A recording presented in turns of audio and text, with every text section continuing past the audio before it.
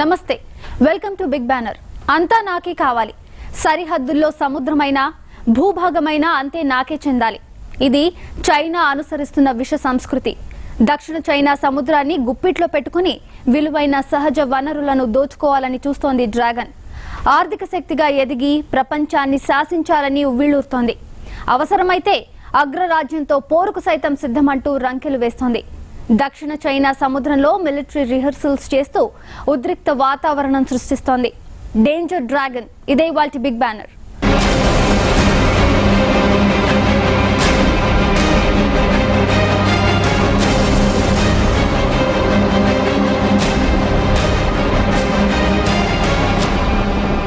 దక్షిణ చైనా సముద్రంలోని సహజ వనరులపై డ్రాగన్ పెత్తనం చెలాయించాలని చూస్తోంది వియత్నాం తైవాన్ బ్రూనై ఫిలిప్పీన్స్ దేశాల తలరాత మార్చగలిగే చమురు నిక్షేపాలపై చైనా కన్నేసింది దక్షిణ చైనా సముద్రమంతా తనదేనంటూ వితండవాదం చేస్తోంది దీంతో చైనాతో పోరాడలేని ఫిలిప్పీన్స్ అంతర్జాతీయ కోర్టు మెట్లెక్కింది అయితే తీర్పు తనకు ఎక్కడ వ్యతిరేకంగా వస్తుందోనని సముద్రంలో అలజడి రేపుతోంది చైనా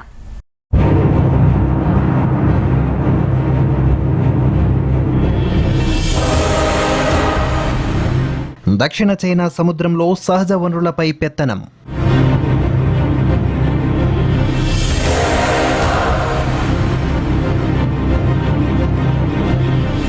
డ్రాగన్ దురాక్రమణపై కోర్టుకెక్కిన ఫిలిప్పీన్స్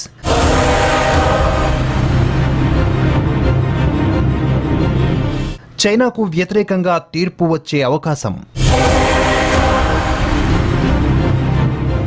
అసహనంతో రగిలిపోతున్న చైనా అగ్రరాజ్యంపైనే యుద్ధ రంకెలు వేస్తున్న డ్రాగన్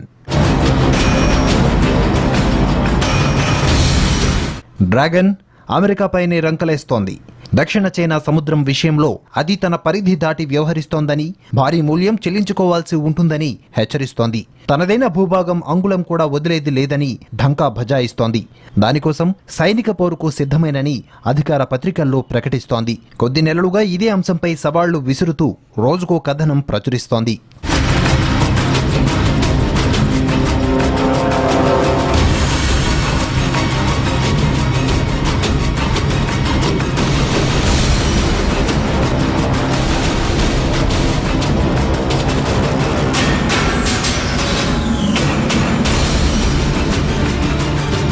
అమెరికా తరువాత ప్రపంచంలో అగ్రరాజ్యంగా చెప్పుకోవడానికి అన్ని అర్హతలు ఉన్న దేశం ఎందుకింత సంయమనం కోల్పోతోంది ఎర్రన్న కన్నెర్ర చేయాల్సినంత ఇబ్బందికర పరిస్థితి దక్షిణ చైనా సముద్రంలో ఏమొచ్చింది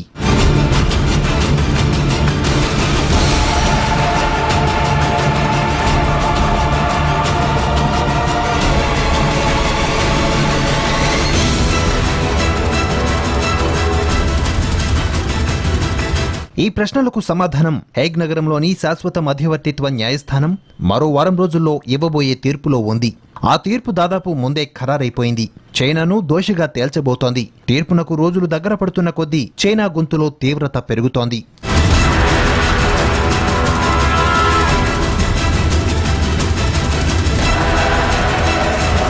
దక్షిణ చైనా సముద్రంలో 7-8 ద్వీప సమూహాలున్నాయి అందులో వందల ద్వీపాలున్నాయి వాటిలో అనాదిగా జీవన సంచారం లేదు 20వ శతాబ్దం వరకు వాటిపై ఎవరికీ ఆసక్తి లేదు సాగరాల్లోని చమురు చేపల వేట పెద్ద పరిశ్రమగా అవతరించడంతో సముద్ర వనరులపై పెత్తనం చేయాలన్న ఆరాటం ప్రపంచవ్యాప్తంగా పెరిగింది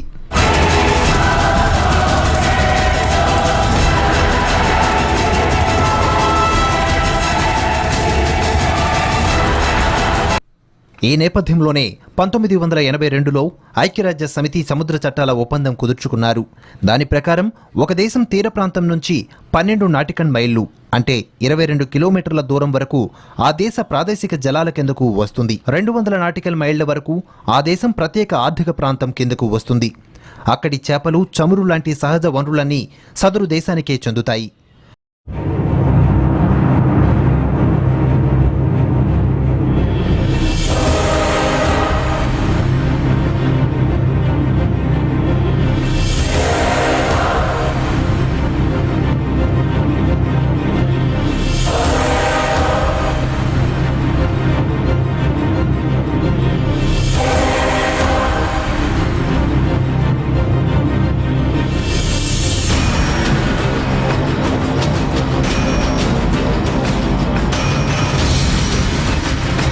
ఆ దేశానికి చెందిన దీవుల విషయంలోనూ ఈ నిబంధన వర్తిస్తుంది.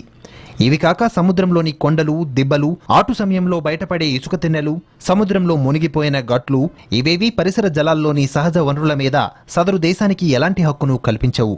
అంటే చేతిలో దీవులుంటే వాటి చుట్టూ ఉన్న సముద్రం మీద కూడా పెత్తనం చేయొచ్చు. దీంతో దక్షిణ చైనా సముద్ర దేశాలన్నీ అందుబాటులో ఉన్న దీవులపై హక్కులు ప్రకటించుకోవడం ప్రారంభించాయి. 7-8 ద్వీప సముదాయాలపై 1 కన్నా ఎక్కువ దేశాలు తమ హక్కులు ప్రకటించుకున్నాయి. దాదాపు అన్ని ద్వీప సముదాయాలపైన చైనా తన హక్కు ప్రకటించుకుంది. ఇక్కడే వివాదం మొదలైంది.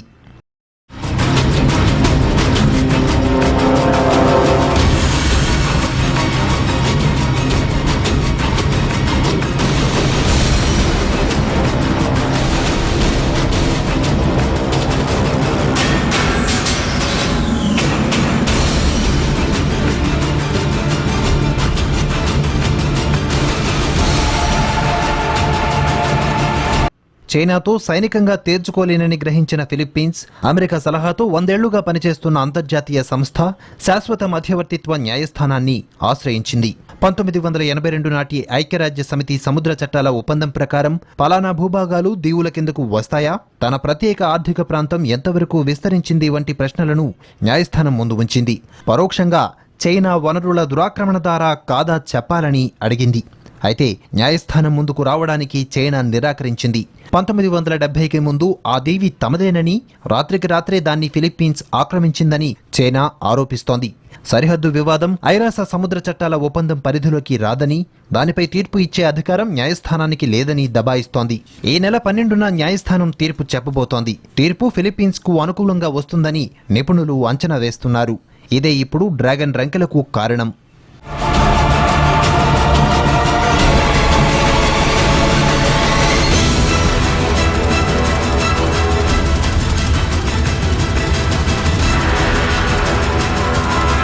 కోర్టు తీర్పును చైనా గౌరవిస్తుందా?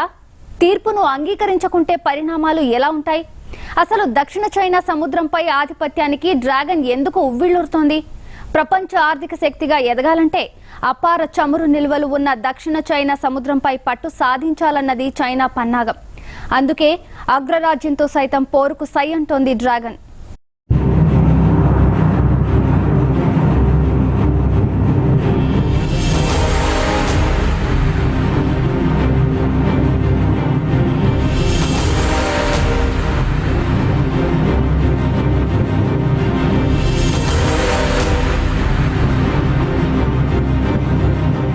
ఆర్బిట్రేషన్ కోర్టు తీర్పును డ్రాగన్ అంగీకరిస్తుందా?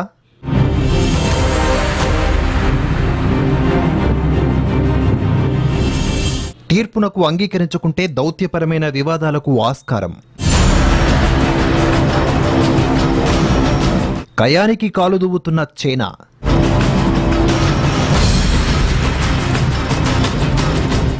దక్షిణ చైనా సముద్రంలో డ్రాగన్ మిలిటరీ రిహార్సల్స్.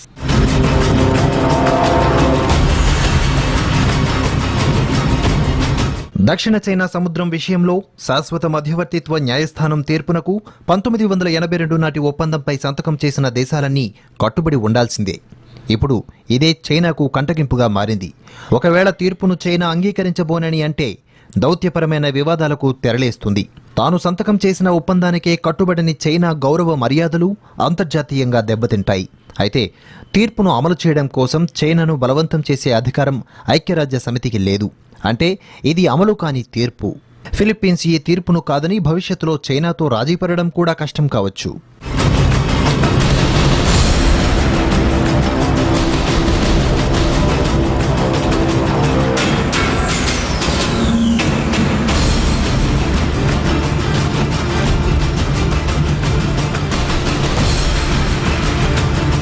దక్షిణ చైనా సముద్రంలోని దీవులన్నీ తన అంతర్జాతీయ సరిహద్దు పరిధిలోనే ఉన్నాయని చైనా 2009లో ఒక పటాన్ని ఐక్యరాజ్య సమితికి సమర్పించింది. దానికి ఆసియన్ దేశాలన్నీ కూడా అభ్యంతరం తెలిపాయి. 2011లో వియత్నాం పార్సిల్ దీవుల్లో చమురు వెలికితీత కాంట్రాక్టు భారతీయ కంపెనీకి అప్పగిస్తే చైనా అక్కడ తన యుద్ధ నౌకల కవాతు చేయించి ఉద్రిక్తతలు సృష్టించింది.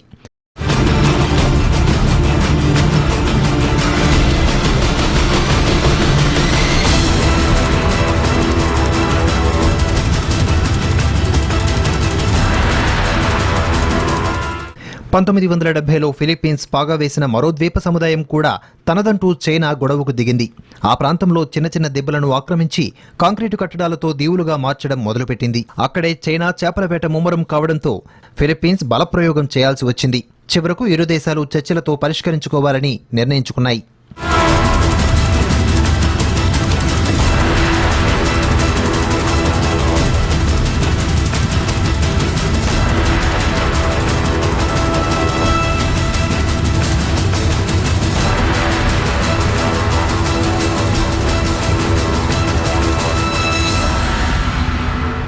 దక్షిణ చైనా సముద్రంలోని చైనా దూకుడు ఎక్కువ కావడంతో అక్కడున్న తన మిత్రదేశాల ప్రయోజనాలను కాపాడుకోవడానికి అమెరికా రంగంలోకి దిగింది. అక్కడ యుద్ధ నౌకలను మోహరించింది. దీంతో ఉద్రిక్తతలు రెట్టింపయ్యాయి. చిన్న దేశాలన్నీ భద్రతా భయంతో అల్లాడుతున్నాయి. రక్షణ బడ్జెట్లు పెంచుకున్నాయి. ప్రపంచంలో యుద్ధం తలెత్తే అవకాశమున్న సున్నిత ప్రాంతాల్లో ఇదొకటిగా తయారైంది.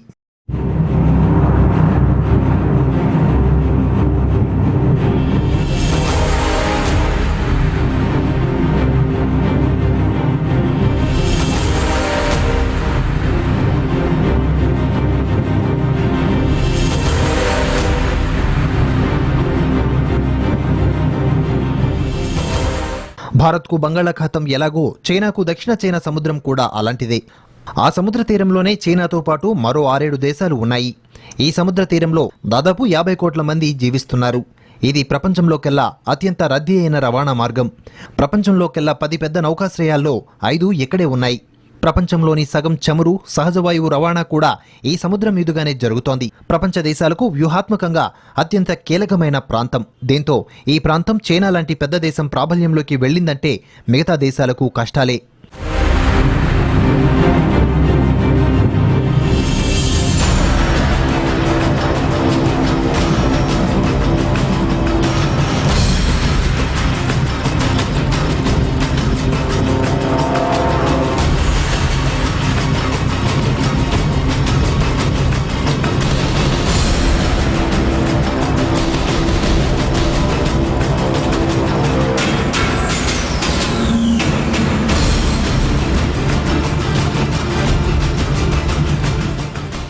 ఈ సముద్ర ప్రాంతం సహజ వనరుల్లో సుసంపన్నమైనది. ప్రపంచ బ్యాంకు అంచనాల ప్రకారం 700 కోట్ల బ్యారెళ్ల చమురు నిల్వలున్నాయి. 9 కోట్ల ఘనపుటడుగుల సహజవాయువు ఉంది.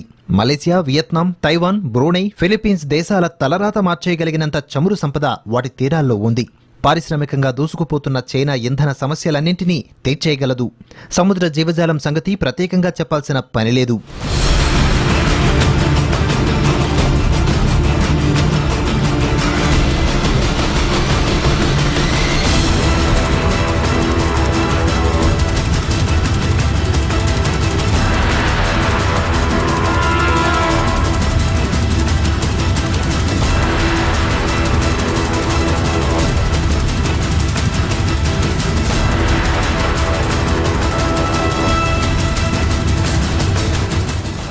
అందుకే చైనా ఎంతకైనా తెగించేందుకు సిద్ధపడింది. సాయుధ ఘర్షణకు సైతం సిద్ధంగా ఉండాలని సైన్యాన్ని అప్రమత్తం చేస్తోంది. ఈ విషయాన్ని అక్కడి పత్రికలు ప్రతిరోజు కోడై కూస్తున్నాయి. అవసరమైతే దక్షిణ చైనా సముద్రం విషయంలో సాయుధ ఘర్షణకు సిద్ధంగా ఉండాలని చైనా కమ్యూనిస్టు పార్టీ పత్రిక గ్లోబల్ టైమ్స్ పిలుపునిచ్చింది. చైనా జాతీయ ప్రయోజనాలను నిక్కచ్చిగా ప్రతిబింబిస్తుందని, కఠినంగా వెల్లడిస్తుందని పేర్కొన్న గ్లోబల్ టైమ్స్ తాజాగా ఇచ్చిన పిలుపుతో పశ్చిమ పత్రికలు, పరిశీలకులు అప్రమత్తమయ్యారు.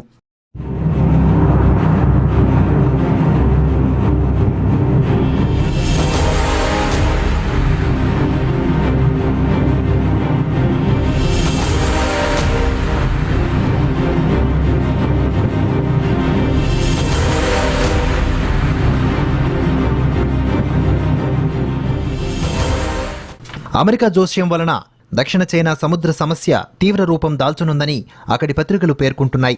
పెద్దన్న జోక్యాన్ని సహించబోమని పతాక శీర్షికలు ప్రచురిస్తున్నాయి. ఈ పరిస్థితుల్లో అవసరమైతే మిలిటరీ ఘర్షణకు కూడా చైనా తనను తాను సిద్ధం చేసుకోవాలని పత్రికలు సూచిస్తున్నాయి. ఇంగ్లీష్, చైనీస్ భాషల్లో వెలువడే గ్లోబల్ టైమ్స్ ఇటీవల తన సందేశాన్ని ప్రచురించింది. ఈ పత్రిక చైనా ప్రభుత్వ అధికార పత్రిక కాకపోయినప్పటికీ కమ్యూనిస్టు పార్టీ అధికారిక పత్రిక అయినందున దాని అభిప్రాయాలు అంతర్జాతీయ స్థాయిలో గుర్తింపుకు కారణమవుతాయి, అంతర్జాతీయ స్థాయి స్పందనను ప్రేరేపిస్తాయి. మరోవైపు గత వారం రోజులుగా దక్షిణ చైనా సముద్రంలో మిలిటరీ విన్యాసాలు నిర్వహిస్తున్న డ్రాగన్ మరింత ఉద్రిక్తతలు రేపుతోంది. మిలిటరీ విన్యాసాలు రొటీన్ అని చైనా చెబుతున్నప్పటికీ హేగ్ కోర్టు తీర్పు నేపథ్యంలో విన్యాసాలకు చైనా పథక రచన చేసుకుందని స్పష్టమవుతోంది.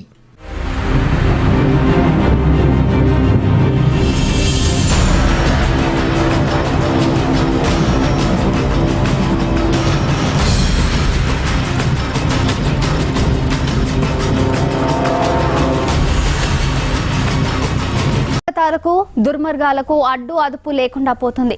ప్రపంచ దేశాలను శాసించాలని డ్రాగన్ ఉవ్విళ్లూరుతోంది. ఈ క్రమంలో సముద్రం పైనే కాదు, భూభాగం పైన సరిహద్దు దేశాలతో వైరానికి దిగుతోంది. దౌత్యపరంగా, ఆర్థిక పరంగా బార్డర్ కంట్రీస్ ను టార్గెట్ చేస్తోంది. అరుణాచల్ ప్రదేశ్ విషయంలో భారత్ పై ఎన్నోసార్లు విషం చిమ్మింది. అటు ఎన్ఎస్జీ సభ్యత్వాన్ని అడ్డుకుంది.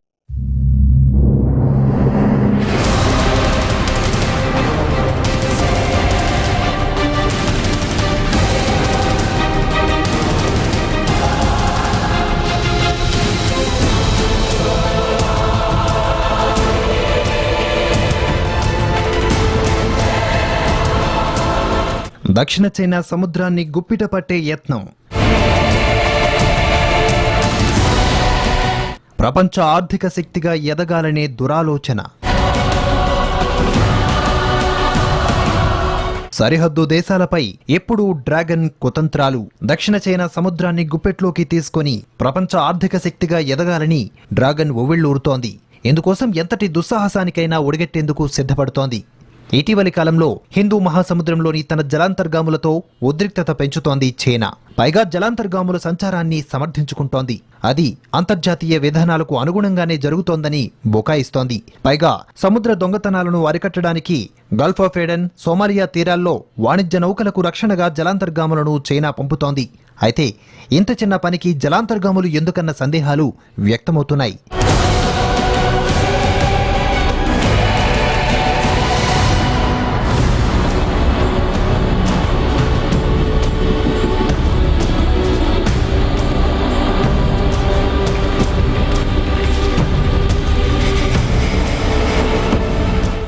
అటు దౌత్యపరంగా కూడా అగ్రరాజ్యం డ్రాగన్ కయానికి కాలు దువ్వుతోంది. ఉత్తర కొరియా నుంచి ముప్పును ఎదుర్కోవడానికి దక్షిణ కొరియా ద్వీపకల్పంలో అత్యాధునిక మిసైల్ డిఫెన్స్ వ్యవస్థలను ఏర్పాటు చేయాలని అమెరికా, దక్షిణ కొరియా నిర్ణయించాయి. దక్షిణ కొరియా ప్రజల రక్షణలో భాగంగా వీటిని ఏర్పాటు చేయాలని నిర్ణయించినట్లు పెంటగాన్ ప్రకటించింది. అయితే చైనా దీనిని తీవ్రంగా వ్యతిరేకిస్తోంది.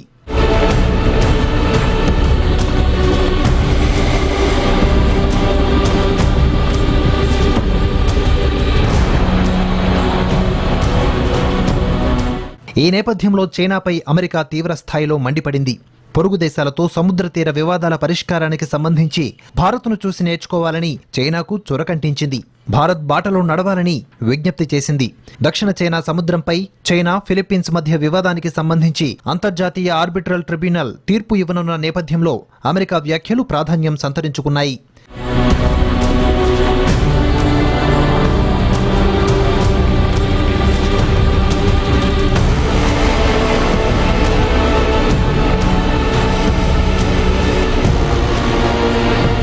సముద్రంపైనే కాదు, భూభాగంపైన సరిహద్దు దేశాలతో ఎప్పుడూ కయ్యానికి కాలు దువ్వుతోంది డ్రాగన్. సరిహద్దు దేశాలపై తన దురహంకార ధోరణిని ఎప్పుడూ ప్రదర్శిస్తూనే ఉంటుంది. సరిహద్దు దేశాలతో ఉన్న హద్దుల్ని చెరిపేస్తూ కవ్వింపు చర్యలకు పాల్పడుతూ ఉంటుంది. ఈ విషయంలో భారత్పై ఎన్నోసార్లు విషం చిమ్మింది.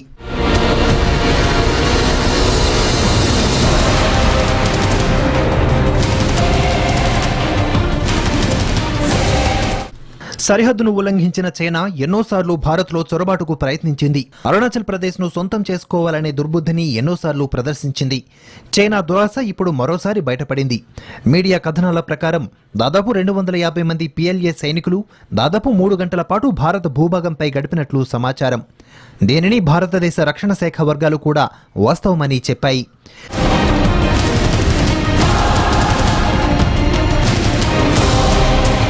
చైనాకు తమ నిరసన తెలియజేస్తామని, ఇలాంటి చొరబాట్లు ఈ సెక్టర్లో సాధారణంగా జరగడం లేదని రక్షణ శాఖ వర్గాలు తెలిపాయి. ఈ ఘటన జూన్ 9వ తేదీన జరిగినట్లు తెలుస్తోంది. అమెరికా, జపాన్ నావికా దళాలు ఎక్సాపరేషన్ మలబార్ ప్రారంభమవడానికి ముందు అణు సరఫరాదారుల కూటమిలో భారతదేశం చేరిక కోసం వియన్నాలో చర్చలు జరుగుతున్న సమయంలో చైనా సైన్యం అరుణాచల్ ప్రదేశ్లోకి చొచ్చుకొచ్చింది. చైనా దుస్సాహసాన్ని అమెరికా రక్షణ వర్గాలు కూడా ధృవీకరించాయి. అమెరికా కాంగ్రెస్కు పెంటగాన్ సమర్పించిన నివేదికలో అరుణాచల్ ప్రదేశ్ గుండా సాగుతున్న 4057 కిలోమీటర్ల పొడవున ఉన్న భారత్ చైనా సరిహద్దులో ఉద్రిక్తతలు కొనసాగుతున్నాయని తెలిపింది.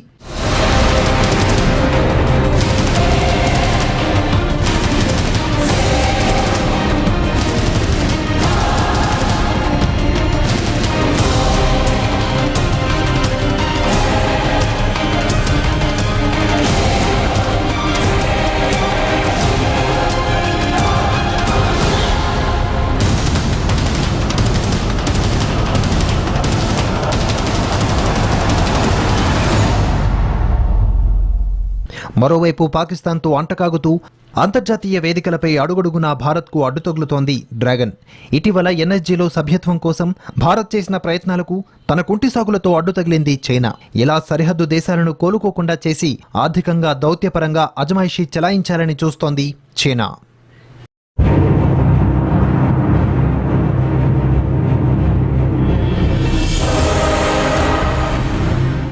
తనకు చెందిన దాన్ని స్వీకరించడం సభ్యత్వం, కానీ అంతా తనకే కావాలనుకోవడం మూర్ఖత్వం. ఇప్పుడు చైనా అదే ధోరణిని ప్రదర్శిస్తోంది. ఉగ్రవాదానికి వత్తాసు పలుకుతున్న దేశాలతో సైతం అంటకాగుతోంది.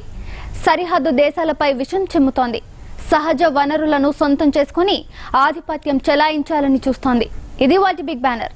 మరో అంశంతో మళ్ళీ కలుద్దాం. చూస్తూనే ఉండండి భారత్ టుడే, భారతీయుల హృదయ స్పందన.